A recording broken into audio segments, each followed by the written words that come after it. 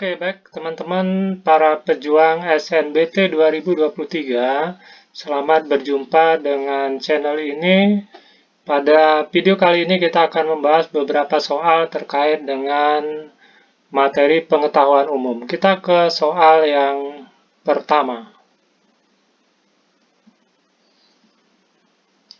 Oke, soal pertama, seorang komposer musik klasik bernama J.S. Bach dilahirkan di kota Eisenach atau kota Leipzig.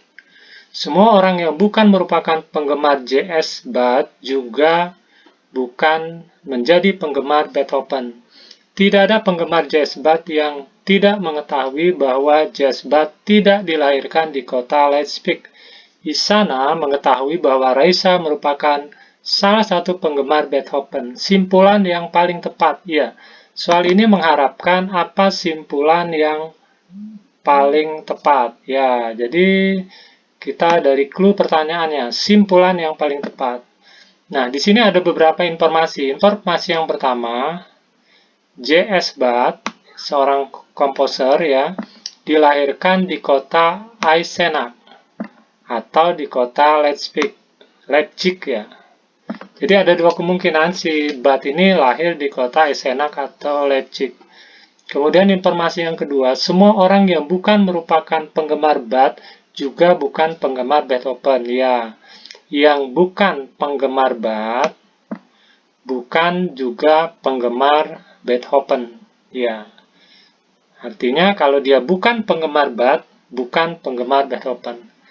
Informasi yang ketiga, tidak ada penggemar Bach yang tidak mengetahui bahwa Bach dilahirkan di Leipzig. Jadi Bach ini dilahirkan di mana? Tidak dilahirkan, ya. Berarti Bach ini tidak dilahirkan di Leipzig. Artinya bahwa Bach itu dilahirkan di Eisenach.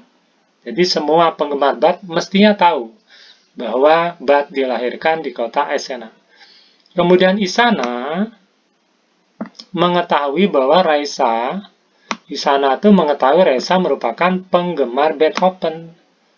Nah, pertanyaannya, apakah Raisa itu penggemar Bach? Bukan. Raisa penggemar siapa? Penggemar Beethoven. Oke, kita ke simpulannya. Raisa mengetahui bahwa Bach dilahirkan di kota Eisenach. Jelas salah. Kenapa? Karena Raisa itu adalah penggemar Beethoven, bukan penggemar Bach. Oke. Isana tidak mengetahui bahwa Bach dilahirkan di kota Eisenach. Kepertanyaan, siapa Isana? Apakah Isana itu adalah penggemar Bach? Di sini di tag disebutkan Isana mengetahui bahwa Raisa merupakan salah satu penggemar Beethoven. Isana hanya orang yang mengetahui bahwa Raisa adalah penggemar Beethoven. Isana bukan penggemar Bach. Jadi kesimpulannya, Isana tidak tahu bahwa Bach dilahirkan di kota Eisenach. Kemudian yang ketiga, yang C ya, Raisa mengetahui bahwa Bach dilahirkan di kota Leipzig.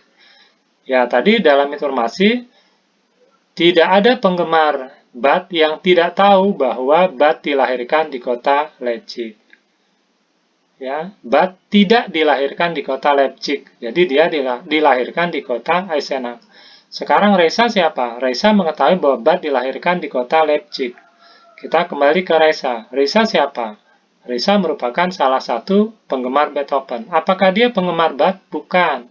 Jadi Raisa pun tidak mengetahui. Atau Raisa mengetahui bahwa Bach dilahirkan di kota Leipzig menjadi salah.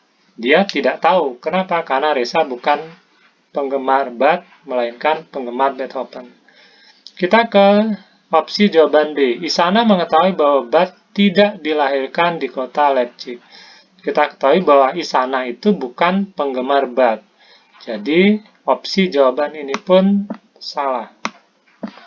Kemudian ke E, Raisa tidak mengetahui bahwa J.S. Bach dilahirkan di kota Eisenach.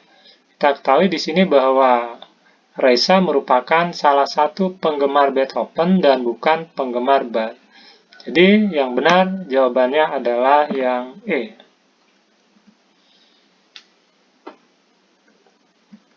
Kita ke soal yang kedua. Ada dua pernyataan. Pernyataan pertama, perusahaan kereta api Indonesia membuka peluang instalasi retail di stasiun MRT. Pernyataan dua, jenis toko retail yang akan ada di stasiun MRT adalah toko makanan, pakaian, dan aksesoris. Kita ke pertanyaannya ya, teman-teman biasakan apa sih yang menjadi permintaan pertanyaan.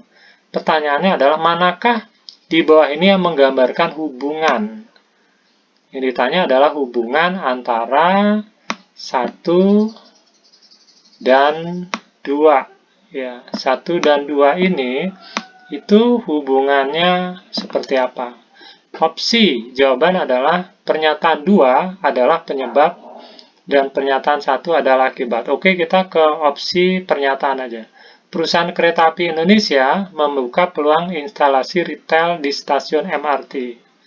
Jadi, perusahaan kereta api membuka peluang instalasi retail. Yang kedua, jenis toko retail yang akan ada di stasiun MRT adalah toko makanan, pakaian, dan aksesoris. Ini artinya bahwa yang satu itu menyebabkan yang kedua. Artinya pernyataan 1 menyebabkan pernyataan 2. Kenapa begitu? Karena dengan adanya kebijakan perusahaan kereta api yang membuka peluang instalasi retail di stasiun MRT menyebabkan munculnya toko-toko makanan, toko retail yaitu toko makanan, pakaian, dan aksesoris. Jadi yang benar adalah 1 menyebabkan 2. Kita pilih opsinya. Kalau yang A, pernyataan 2 adalah penyebab dan pernyataan 1 akibat. Salah ya. Mestinya terbalik ini. 1 penyebab, 2 akibat. Kita pilih. Pernyataan 1 dan 2 adalah akibat dari suatu sebab yang sama ya. Bukan. Karena sebab yang samanya tidak diketahui. Yang kedua, pernyataan 1 dan 2 adalah akibat dari dua penyebab yang tidak saling berhubungan. Dua penyebab yang tidak saling berhubungan itu apa? Dalam teks ini tidak ada. Kemudian yang D, pernyataan 1 dan 2 adalah penyebab namun tidak saling berhubungan. Salah ya kalau dinyatakan adalah penyebab. 1 penyebab, 1 akibat. Ya, yang benar jawabannya adalah E. Pernyataan 1 adalah penyebab dan pernyataan 2 adalah akibat. Oke, itu jawabannya teman-teman. Kita ke soal yang ketiga. Di tengah ekonomi yang sulit, kemajuan kuliner khas Indonesia memberikan angin segar pada bidang pariwisata. Kita ke clue pertanyaannya dulu ya, teman-teman. Sehingga kita fokus mencari apa yang dimau dari pertanyaan. Oke, clue pertanyaan, berdasarkan informasi tersebut, manakah pernyataan berikut yang pasti benar? Yang diminta adalah pernyataan yang pasti benar. Oke, berarti kita harus mencari kalimat-kalimat kunci atau informasi-informasi kunci dari teks ini. Di tengah kondisi ekonomi yang sulit, kemajuan kuliner khas Indonesia memberikan angin segar pada bidang pariwisata. Banyak program promosi kuliner khas yang dilakukan oleh pengusaha kuliner. Program promosi tersebut menarik banyak kunjungan wisata. Tingginya kunjungan wisata, iya. Soal model ini ya teman-teman, ini soal yang saling berhubungan dan berkaitan. Jadi clue dan kuncinya di sini. Banyak program promosi kuliner khas Indonesia dilakukan oleh pengusaha kuliner. Kalimat kedua pun akan dimulai dengan program promosi tersebut menarik banyak kunjungan wisata. Jadi ini menyebabkan kunjungan wisata meningkat. Jadi program promosi menyebabkan kunjungan wisata meningkat. Kemudian yang ketiga ya, tingginya kunjungan wisata mancanegara menyebabkan sektor wisata makin maju. Majunya sektor pariwisata meningkatkan pemasukan negara. Iya. Jadi, biasanya dalam menyimpulkan ini ya, teman-teman biasanya yang ujung ini yang ujung A ini. Kemudian kalau ini misalnya ini B ya. Ini B. Kemudian kalau ini C, kemudian kalau ini D, maka biasanya kesimpulannya itu A, kemudian ke D. Jadi menyimpulkannya adalah dari ujung ke ujung. Kita pilih opsi yang banyaknya program promosi menyebabkan pemasukan negara. Nah, ini jawabannya. Kita cari yang program promosi yang dilakukan pengusaha kuliner membantu meningkatkan pemasukan negara. Program promosi pemasukan negara. Ya, jawabannya yang B kalau begitu ya. Jadi seperti itu ya triknya teman-teman untuk menjawab pola atau model soal seperti ini. Biasanya dilihat ujung awal dengan ujung akhir untuk menyimpulkannya. Itu kesimpulannya pasti yang benar. Jadi jangan simpulkan antara pernyataan yang kedua dengan yang ketiga atau kedua dengan terakhir. Ya, kita ke soal yang keempat. Penderita sakit kepala memiliki kadar serotonin. Kita ke clue pertanyaannya terlebih dahulu. Apa yang dimaui dari soal ini? Jadi teman-teman biasakan untuk langsung ke apa sih yang dimaui dari soal. Jadi pernyataan yang paling benar. Kita ke informasi-informasi yang ada. Penderita sakit kepala memiliki kadar serotonin dalam darah yang terlalu rendah. Ya. Penderita sakit kepala memiliki kadar serotonin dalam darah yang rendah. Oke. Kenapa? Karena kekurangan vitamin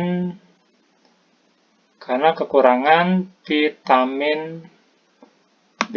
Jadi alur berpikirnya penderita sakit kepala memiliki kadar serotonin dalam darah rendah. Kenapa rendah? Karena kekurangan vitamin B. Informasi berikutnya, kadar vitamin B yang rendah dapat ditingkatkan dengan mengkonsumsi. Ya, jadi kadar vitamin rendah dapat ditingkatkan dengan mengkonsumsi sayuran, susu, atau telur. Selanjutnya, informasi yang ketiga, peningkatan vitamin B menyebabkan naiknya kadar serotonin. Ya, jadi kalau vitamin B meningkat, maka serotoninnya meningkat. Kemudian memperkuat kemampuan sel untuk menghasilkan energi. Oke, kita ke pernyataan yang paling benar. Kita ke opsi A ya. Mengkonsumsi sayuran, susu, atau telur merupakan cara yang paling efektif untuk meningkatkan kadar serotonin. Di sini disebutkan bahwa penderita sakit kepala memiliki kadar serotonin dalam darah yang terlalu rendah karena kekurangan vitamin B. Kadar vitamin B yang rendah dapat ditingkatkan dengan mengkonsumsi sayuran, susu, atau telur. Nah, ini benar ya. Jadi mengkonsumsi sayuran, susu, atau telur merupakan cara yang paling efektif untuk meningkatkan kadar serotonin. Kita simpan dulu yang A. Oke, ya jawabannya A. Kemudian yang ke B, kita cek ya kenapa yang B itu kurang tepat. Seseorang yang mengalami peningkatan kadar serotonin dalam darah tidak mengkonsumsi sayuran, susu, atau telur. Nah, ini kebenarannya tidak pasti, teman-teman. Kenapa tidak pasti? Karena tidak disebutkan bahwa seseorang yang mengalami peningkatan kadar serotonin dalam darah tidak mengkonsumsi sayuran, susu, atau telur. Bisa jadi makanan jenis lain pun mengandung serotonin. Jadi bisa jadi karena faktor lainnya. Yang C, penderita sakit kepala yang mengkonsumsi sayuran, susu, atau telur mengalami penurunan kadar serotonin dalam darah. Ini terbalik dengan pernyataan bahwa peningkatan vitamin B menyebabkan kadar vitamin B yang rendah dapat ditingkatkan dengan mengkonsumsi sayuran, susu, atau telur. Jadi C salah. D. Orang yang mengalami sakit kepala tidak mengkonsumsi sayuran, susu, atau telur. Nah, pernyataan ini kenapa salah? Karena belum tentu orang yang sakit kepala itu karena tidak mengkonsumsi sayuran, susu, atau telur. Pernyataan ini terlalu umum. Karena bisa jadi dia sakit kepala karena memikirkan soal-soal SNBT yang susah, cemas dengan masa depannya, memiliki hutang, memiliki masalah pribadi, dan lain sebagainya. D. Menjadi kurang tepat. E. Sakit kepala akan sembuh melalui peningkatan asupan vitamin B. Sama dengan D ya teman-teman, bahwa pernyataan atau opsi jawaban E itu belum tentu benar. Kenapa belum tentu benar? Karena bisa jadi walaupun dia mengkonsumsi vitamin B, dia masih tetap sakit kepala. Kenapa sakit kepala? Karena mungkin sakit kepala disebabkan karena masalah lain, bukan karena kadar serotoninnya rendah. Tetapi A ini menjadi pernyataan yang benar di antara opsi B, C, D, dan E, yaitu mengkonsumsi sayuran di sini ya, susu dan telur merupakan cara yang paling efektif untuk meningkatkan kadar serotonin. Nah, di dalam teks ini jelas, kadar vitamin B yang rendah dapat ditingkatkan dengan mengkonsumsi sayuran, susu, atau telur. Jadi, pernyataan yang pasti benar itu juga biasanya teman-teman ya, pernyataan yang didukung oleh fakta. Dan fakta itu adalah fakta ilmiah. Jadi misalnya titik didih air itu 100 derajat Celcius, itu pasti pernyataan yang benar, nggak bisa dibantah lagi. Sama dengan ini, karena ini kan ilmiah ya teman-teman ya. Kalau B, C, D, E itu mungkin, tapi kalau A itu pasti, maka dia disebut paling benar. Karena dengan mengkonsumsi sayuran, susu, atau telur, siapapun, kalau dia normal, pasti kadar serotoninnya meningkat. Nah, seperti itu. Oke, teman-teman ya, yang belum subscribe channel ini, silahkan subscribe. Mudah-mudahan nanti selalu mendapatkan video-video terupdate dan bisa membantu teman-teman untuk berjuang merebut satu kursi SNBT tahun 2023.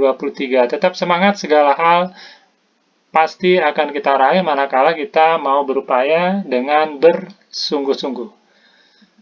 Kita ke soal yang kelima. Oke, kita ke permintaan dari pertanyaannya dulu teman-teman ya. Jadi teman-teman biasakan kita lari ke pertanyaan itu memintanya apa. Manakah pernyataan berikut yang memperlemah argumen ya. Apa tujuannya kita dari apa yang diminta pertanyaan. Sehingga ketika kita membaca pun atau memilih opsi, jawaban kita sudah menuju ke arah yang menjadi permintaan dari soal. Sehingga pikiran kita tidak terpecah kemana-mana dan waktu untuk mencari jawaban tidak terlalu berkepanjangan. Oke, jadi pernyataan yang memperlemah argumen pakar kesehatan. Oke, kita cari informasinya. Banyak ibu hamil masih ragu untuk mengkonsumsi madu meskipun madu memiliki banyak manfaat bagi tubuh. Ya, pernyataan pertama, kalimat pertama menyatakan masih banyak ibu hamil yang ragu mengkonsumsi madu meskipun madu memiliki banyak manfaat. Jadi kalimat ini menyatakan bahwa banyak ibu hamil ragu mengkonsumsi madu, padahal madu memiliki banyak manfaat bagi tubuh. Artinya apa?